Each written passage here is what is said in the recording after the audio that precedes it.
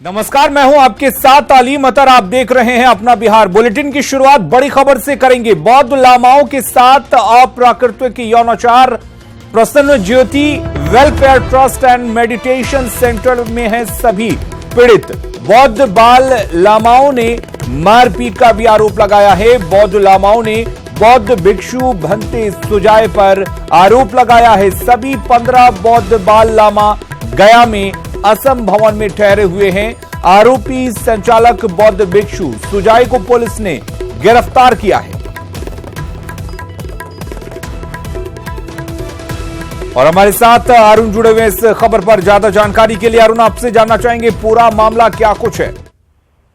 देखिए, पूरा जो मामला है वो जो छोटे छोटे बच्चे हैं जो अलग अलग इलाकों के हैं, और यहाँ जो मेडिटेशन सेंटर है, मेडिटेशन सेंटर के नाम से संस्था चलाई जाती है, वहाँ दीक्षा के नाम पे इनको लाया गया था। और यहाँ के बच्चों ने अपने अभिभावक को फोन किया था कुछ दिन पहले, जो यहाँ जो संस्था है वहाँ पर उनके साथ गलत हो रहा है। फिर अभिभावक जो असम के रहने वाले थे, 2-3 बच्चों के अभिभावक यहाँ आए थे, और जब उन्होंने यहाँ के संचालक से बात की तो दोनों में विवाद हुआ।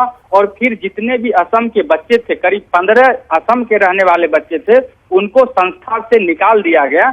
और फिर इन लोगों ने आज यहाँ शिकायत की एसएसपी के पास। जो इस तरह की बात है, संस्था में जो शिक्षा के लिए यहाँ लाया गया था बच्चों को, और उन्होंने भेजा था कि उनके बच्चे बौद्ध धर्म के बारे में जानेंगे, भगवान बुद्ध के बारे में जानकारी प्राप्त करेंगे, उनके साथ इस तरह का बर्ताव हो रहा है। इसकी शिकायत के बाद तुरंत पुलिस ने कार्रवाई की है और जो संचालक हैं उन्हें गिरफ्तार किया गया है। वहाँ और भी बच्चे हैं जो दूसरे प्रदेश के रहने वाले हैं, उनसे भी पुलिस पूछताछ कर रही है। और पुलिस के जो सीनियर अधिकारी हैं उन्होंने आश्वासन दिया है कि इसमें जिस तरह की जांच की जरूरत होगी वो जांच करवाएंगे, और जो भी दोषी होगी उस पर कार्रवाई होगी। चलिए, बहुत बहुत शुक्रिया अरुण आपका तमाम जानकारी देने के लिए।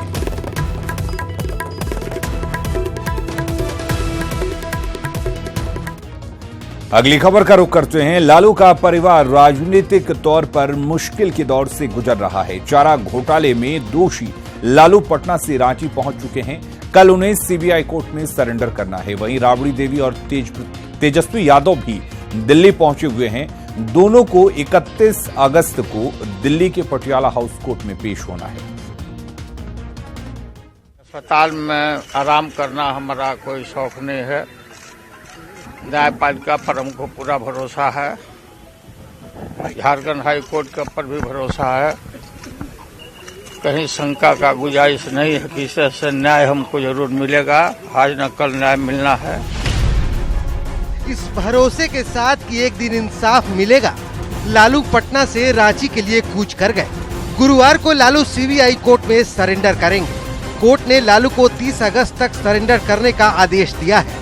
रांची हाई कोर्ट ने 24 अगस्त को सुनवाई करते हुए जमानत याचिका को खारिज कर दिया था और 30 अगस्त को सीबीआई कोर्ट में सरेंडर करने का आदेश दिया था। बीमारियों और मुश्किलों से जूझ रहे लालू ने अरसे बाद अपनी जुबान खोली तो निशाना सीधा नीतीश पर दाग दिया। लॉ एंड ऑर्डर लगातार मर्डर, खून, हत्या, बलात्कार, महिला के साथ, और कोई ऐसा दिन नहीं है जहां मर्डर नहीं हो रहा, विरोध नहीं हो रहा। कोई न लॉ है न कोई ऑर्डर है। पूरी एनार्की है। रोम जल रहा था, निरोबंसी बजा रहा था। वही हालत नीतीश का। इधर बिहार की पूर्व मुख्यमंत्री राबड़ी देवी और लालू के बेटे तेजस्वी भी नई दिल्ली के लिए रवाना हो गए। दोनों को 31 अगस्त को दिल्ली के पटियाला हाउस कोर्ट में पेश होना है। न्यायिक प्रक्रिया उसको तो पूरा करना ही होगा। न्यायिक प्रक्रिया उसको तो पूरा करना ही होगा। जी, लालू जी भी जा रहे हैं सरेंडर करने के लिए कोर्ट का आदेश। दरअसल IRCTC मामले में कोर्ट ने लालू, उनकी पत्नी राबड़ी देवी और बेटे तेजस्वी समेत अन्य आरोपियों को समन भेजा था, जिसमें सभी को 31 अगस्त को कोर्ट में पेश होने के लिए निर्देश दिया गया है। सीबीआई कोर्ट के आदेश के अनुसार लालू यादव को रांची में सरेंडर करना है, इसीलिए लालू यादव दिल्ली नहीं जा सके।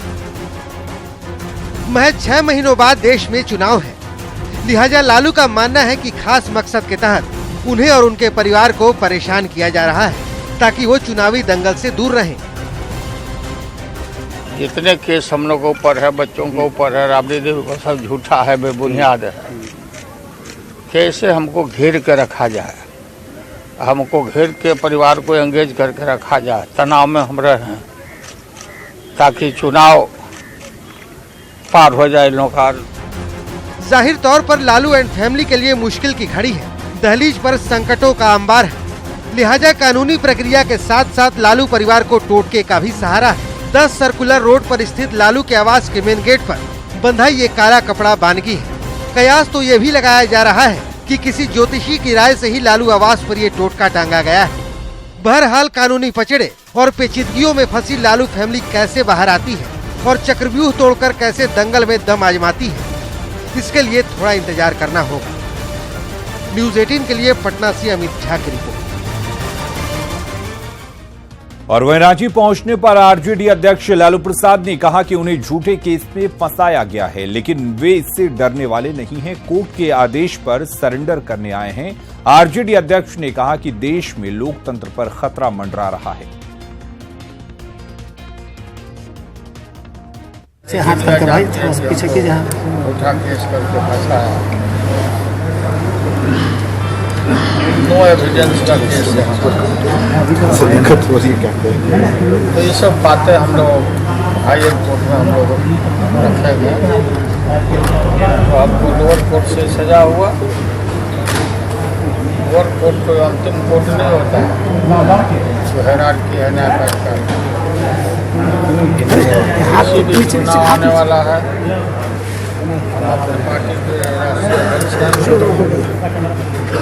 सैंपल हमारे दर्शकों से होता है। और इधर मुजफ्फरपुर सीजेएम कोर्ट ने तेजस्वी यादव के खिलाफ दर्ज परिवाद को स्वीकार कर लिया है। दर्ज मामले में मंत्री सुरेश शर्मा ने अपनी छवि धूमिल करने का आरोप तेजस्वी पर लगाया है। कोर्ट ने परिवाद को स्वीकार करते हुए सुनवाई के लिए 20 सितंबर की तारीख तय की है।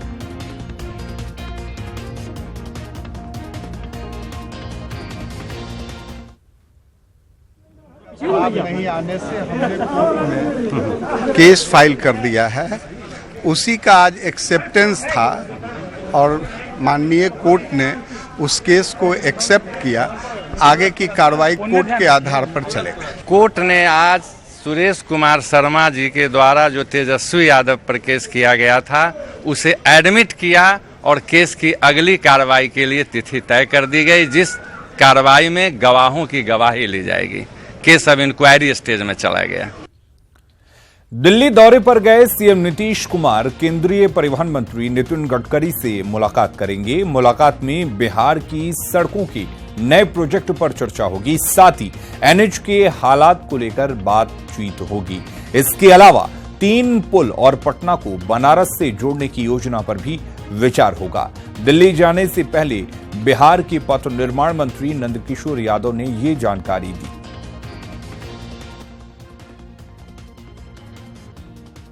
से यहाँ प्रधानमंत्री पैकेज के सड़कों और पुलों के निर्माण के काम में तेजी लाने का आग्रह करेंगे। वहाँ साथ साथ कई नेशनल हाईवे ऐसे हैं जिनके रख रखाव की स्थिति ठीक नहीं है, तो अविलंब उसकी मरम्मती की जाए, उसको ठीक किया जाए, उसके निर्माण का काम किया जाए, ये हम उनसे आग्रह करने वाले हैं। विशेष करके 3 बड़े ब्रिजेज बिहार में पीएम पैकेज में भी बनने हैं, बनने तो और भी है, लेकिन 3 के बारे में तुरंत उसका टेंडर हो, ये आग्रह करेंगे। कहते हैं कि सियासत में बयानों के बड़े मतलब होते हैं। बिहार में सियासी खीर की चर्चाओं के बीच नीतीश कुमार ने खुद को गौपालक बताया है और देसी नस्ल की गायों को पालने के लिए प्रोत्साहन देने की बात कही है। नीतीश के इस बयान के बाद आरजेडी की बेचैनी बढ़ गई है।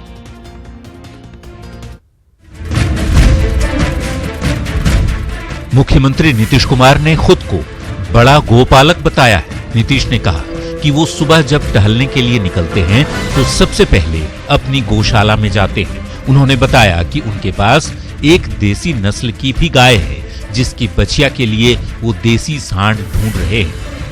हम भी गाय पाले रखते हैं, तो गाय पाले रखते हैं तो मेरी दिलचस्पी है सबसे पहले फ्रिजियन, इसके बाद जर्सी, उसके बाद साहिवाल और उसके बाद वो देसी गाय। तो इस सब पर देखते रहते हैं। रोज मेरा पहले उठने के बाद टहलने के लिए निकलते हैं, सबसे पहले हम अपना गौशाला देखते हैं। अब हमको तो आजकल बड़ी चिंता है, वो देसी गाय मैंने बछड़ा बाछी है। अब सोच रहे हैं कि धीरे धीरे जब हीटेड होगी तो इसको कहां से हम देसी ढूंढ रहे हैं, देसी सांड ढूंढ रहे हैं। हमको पता चला है कि है या उसको ले जाएगा वहां। तो इसलिए देसी नस्ल की गाय को प्रोत्साहित करने के लिए ये बहुत जरूरी है। दरअसल सीएम नीतीश कुमार ने ये बातें पशु विज्ञान विश्वविद्यालय के प्रथम स्थापना दिवस समारोह में कही। इस जगह पर पशु की चर्चा करना लाजमी है, क्योंकि पिछले दिनों जिस तरह से बिहार में राजनीतिक खीर पर सियासत गरमाई, उससे लोग नीतीश के इस बयान को खीर सियासत की अगली कड़ी समझ रहे हैं। हालांकि आरजेडी ने लालू को सबसे बड़ा राजनीतिक गोपालक बताया है। जनता गवाह है कि लालू प्रसाद जी से बड़ा गौपालक बिहार की राजनीति में कोई नहीं है, राजनीतिक दृष्टिकोण से। और नीतीश कुमार जी आज जब चुनाव नजदीक है, अपनी नैया डूबता देखकर जो एनडीए का खीर में खटास हो गया, तो अब चाह रहे हैं कि गौपालक बनकर नाटक रच रहे हैं और गौपालक बनने का दिखावा कर रहे हैं वोट के लिए।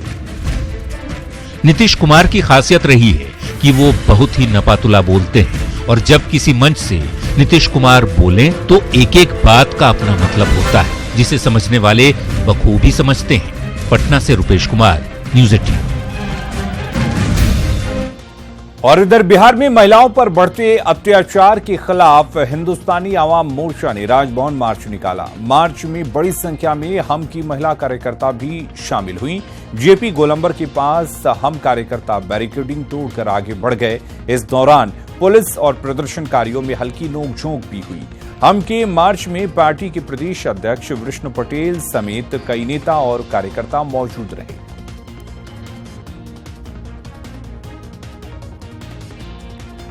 राहुल गांधी की कैलाश मानसरोवर यात्रा पर गिरिराज सिंह ने कहा कि राहुल गांधी वहां जाएं और जो हिंदुओं को लेकर उनका बयान है उसके लिए माफी मांगे।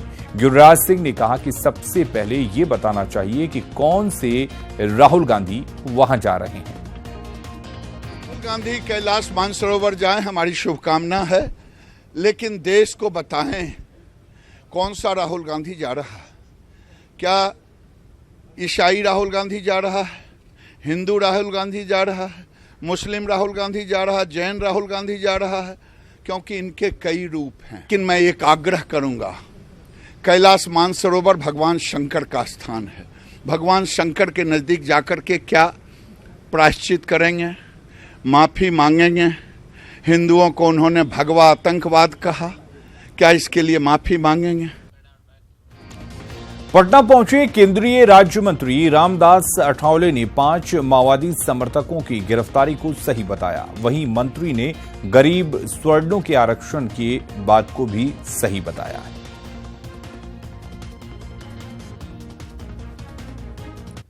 सिलाई से है, माओवाद से है, ऐसे लोगों को पुलिस ने अरेस्ट कर दिया है। और मतलब इसलिए मुझे लगता है कि जो अम्बेडकरवादी होता है उन्होंने नक्सलवादी नहीं बनना चाहिए, और जिनका संबंध नक्सलवाद से उनको भी पुलिस ने अरेस्ट कर दिया। हाँ, तो उसका हमने सपोर्ट कर दिया। मतलब रिपब्लिकन पार्टी ऑफ इंडिया और एज ए सोशल जस्टिस के राज्य मंत्री के नाते जो सवर्ण लोग हैं, मराठा है, ठाकुर है, राजपूत है, जाट है, पटेल है, ब्राह्मण है, ऐसे लोगों को आरक्षण मिलना चाहिए और उसके लिए संविधान में संशोधन होना चाहिए, ऐसी हमारी मांग है और इसके लिए मेरी कोशिश। गुजरात कांग्रेस के पूर्व अध्यक्ष अर्जुन मडवाडिया ने राफेल डील को लेकर केंद्र पर जमकर हमला बोला है। बोधगया में उन्होंने कहा कि केंद्र प्राइस सार्वजनिक करे, नहीं तो हम इस मुद्दे को लेकर जनता के बीच भी जाएंगे। इस मौके पर वजीरगंज विधायक अवधेश सिंह भी मौजूद रहे। आप हमारे साथ डिबेट करिए, चर्चा करिए, नहीं तो आप स्टेटमेंट के रूप में प्राइस क्यों कितनी है, क्यों दिया गया, उसका जवाब दें। हम तो मांगते हैं और हम ये मामला हम आगे भी ले जाएंगे, लोगों के बीच में भी ले जाएंगे। डिप्टी सीएम सुशील मोदी ने कहा है कि लालू प्रसाद को कोर्ट ने सजा सुनाई है, इसमें केंद्र और बीजेपी की कहां भूमिका है, वो अपना खींच निकाल रहे हैं। उन्होंने उनके गलत कामों को सजा मिलने की बात कही।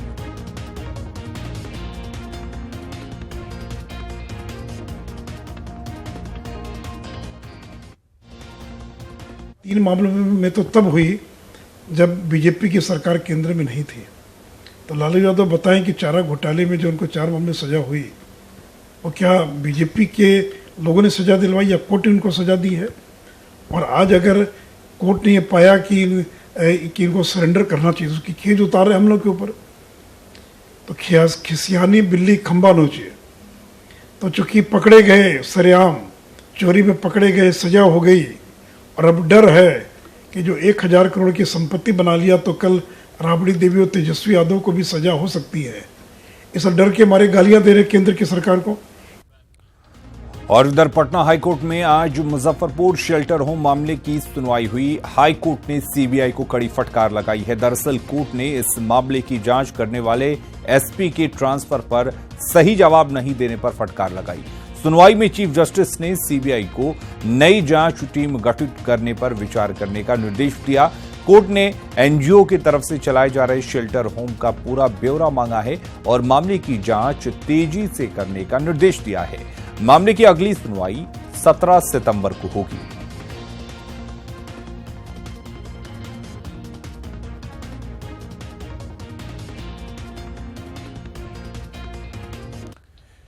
पटना में एक कांग्रेस नेता पर ज्वेलरी शॉप से 80 लाख का फ्रॉड करने का मामला सामने आया है। आरोप है कि कांग्रेस नेता ने इस जालसाजी में एक थाने के पुलिसकर्मियों को अपने साथ मिलाया और थाने के रोजनामे में बैक डेट में एक चेक गायब होने की एंट्री करा दी।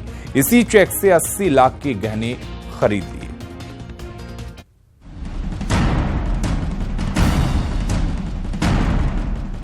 पटना में पुलिस की मदद से फर्जीवाड़े का एक बड़ा मामला सामने आया है। आरोप है कि ललन कुमार नाम के एक पूर्व कांग्रेसी नेता ने थाना के कुछ पुलिसकर्मियों से सांठगांठ कर कुछ ऐसे चेक के गायब होने की एंट्री स्टेशन डायरी में करवा ली, जिन चेक्स के जरिए पटना की एक ज्वेलरी दुकान से 80 लाख रुपए के गहने खरीदे गए थे। एसबीआई चेक संख्या 20170 के बाउंस होने के बाद ललन ने साजिश रची और लालच में फंसकर सिपाही से लेकर दारोगा तक ने उसका साथ दिया। न्यूज़ 18 के पास स्टेशन डायरी की वो कॉपी मौजूद है जिससे इस बड़े फर्जीवाड़े का खुलासा हो पाया है। कोतवाली थाना में सनहा नंबर 1989 से जुड़े इस मामले का खुलासा होने पर थानाध्यक्ष ने कांग्रेसी नेता ललन कुमार और शक के आधार पर दारोगा विक्रमादित्य झा और सिपाही मनोज कुमार पर केस दर्ज कराया है। न्यूज़ 18 ने इस मामले में पटना पुलिस प्रशासन के आला अधिकारियों से बात की, लेकिन कोई भी अधिकारी कैमरे के सामने मुंह खोलने को तैयार नहीं हुआ। बिहार पुलिस एसोसिएशन इस मामले को बेहद गंभीर मान रहा है। एसोसिएशन ने इसकी उच्च स्तरीय जांच कराने की मांग की। देखिए, स्टेशन डायरी में अगर छेड़छाड़ किया जाता है तो गंभीर मामला है और ये तो वहाँ के थाने के जो थाना प्रभारी हैं वो और एक मुंशी होते हैं जो थाने को दैनिकी को बढ़ाते हैं लोग, तो सारे उन लोग को इस पर स्पष्ट जवाब देंगे कि आखिर इसमें छेड़छाड़ कैसे हुआ, कौन हुआ। छेड़छाड़ थाने में दैनिकी में नहीं होनी चाहिए, अगर हुआ है तो गलत है। राज्य पुलिस मुख्यालय इस मामले को बेहद गंभीर बता रहा है। एडीजी एसके सिंघल की माने तो मामले की हाई लेवल मॉनिटरिंग चल रही है। मामले के संबंध में मैंने क्षेत्रीय पदाधिकारियों से वार्ता कर ली है। इसमें केस और काउंटर केस दोनों चीज हुई हैं और इन दोनों कांडों का पर्यवेक्षण वरीय स्तर पर किया जा रहा है और इसके अंदर मैं पूरे विश्वास से कह रहा हूं कि इसके अंदर अगर कोई किसी ने भी कोई गलत काम किया होगा उसका बचना न मिले। थाने की स्टेशन डायरी में छेड़छाड़ और फर्जीवाड़े का मामला जिस तरीके से सामने आया है, वैसे में अधिकारियों को इस बारे में जवाब देना भारी पड़ रहा है। कैमरा पर्सन मनोज के साथ संजय कुमार, न्यूज़ 18 पटना। गैंगस्टर संतोष झा की हत्या के बाद प्रदेश भर की अदालतों की सुरक्षा बढ़ा दी गई है। मेटल डिटेक्टर के जरिए तलाशी ली जा रही है, लेकिन बड़ा सवाल यह है कि साल भर पहले कराए गए कोर्ट की सुरक्षा ऑडिट को दरकिनार क्यों किया जाता रहा। वारदात के बाद बढ़ाई गई कोर्ट की सुरक्षा।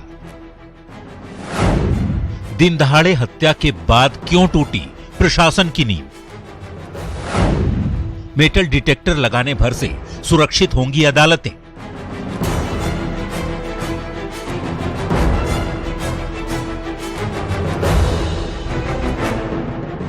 सीतामढ़ी कोर्ट परिसर में मंगलवार को गैंगस्टर संतोष झा की हत्या के बाद सिविल कोर्ट की सुरक्षा बढ़ा दी गई है। अदालत के गेट पर मेटल डिटेक्टर लगा दिया गया है और आने वाले सभी लोगों की सघन तलाशी ली जा रही है। लेकिन वारदात के बाद से ही वकीलों में दहशत है। बीच में इस तरह की घटना होती है, घटना होना तो बात माने हो गई, अब भागने में भी लोग कामयाब हो गए, ये बहुत शर्मनाक है। जाहिर तौर पर सीतामढ़ी की घटना के बाद से प्रदेश भर की अदालतों की सुरक्षा बढ़ा दी गई है, लेकिन पटना सिविल कोर्ट की सुरक्षा की जब न्यूज 18 ने पड़ताल की तो मामला दिखावे जैसा नजर आया। मीडिया की टीम को देखते ही सुरक्षा कर्मी एक्टिव हो गए और कैमरा हटते ही अपने अंदाज से ड्यूटी करते नजर आए। ये बताइए, आप अपने हाथ में क्या रखते हैं? स्कैनर। लेकिन आप इसके आगे बैठे हुए क्यों? पानी पीने गए थे, बैठने नहीं गए थे। कितनी देर से पानी पीने? अभी गए हैं, जस्ट गए हैं। आपके जगह पर कोई दूसरा नहीं है, आप ही अकेले हैं? वो लीव में है। तो ड्यूटी से ज्यादा पानी पीना जरूरी है। खैर, गया की स्थिति भी कुछ अलग नहीं दिखी। न्यूज 18 की पड़ताल में यहाँ भी सिविल कोर्ट की सुरक्षा भगवान भरोसे ही नजर आई। दोनों गेट पर लगा मेटल डिटेक्टर 3-4 महीने से खराब पड़ा है और सुरक्षा कर्मी भी मनमर्जी से ही ड्यूटी करते नजर आते हैं। वर्तमान में सिर्फ दिखावटी व्यवस्था है। आज से 6-7-8 महीना पहले यहाँ पर चुस्त दुरुस्त व्यवस्था था। दोनों गेट पर मेटल डिटेक्टर भी था। फिलहाल अभी सब बंद हो गया है। सभी पुलिसकर्मी सिर्फ बैठे रहते हैं। तो कोर्ट परिसर में सीसीटीवी कैमरे लगे हैं या नहीं, इस बात की जानकारी सुरक्षा में तैनात एसआई को नहीं। ऐसे में समझना मुश्किल नहीं कि कोर्ट की सुरक्षा कैसी है। वैसे कई गंभीर सवाल भी खड़े हो रहे हैं। मसलन प्रदेश भर में 3 साल के भीतर कोर्ट परिसर में हत्या की कई वारदातों को अंजाम दिया गया, लेकिन वारदातों के बावजूद कोर्ट की सुरक्षा में लापरवाही बरती गई।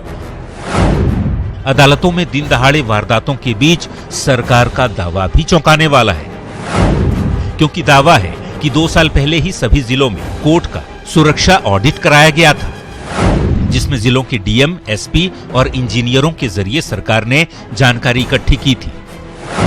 बावजूद इसके कोर्ट परिसर में दिन दहाड़े हत्या कैसे हो जा रही है? ये भी कि सुरक्षा ऑडिट के बावजूद अधिकारी लापरवाह क्यों बने रहे, ये बड़ा सवाल है।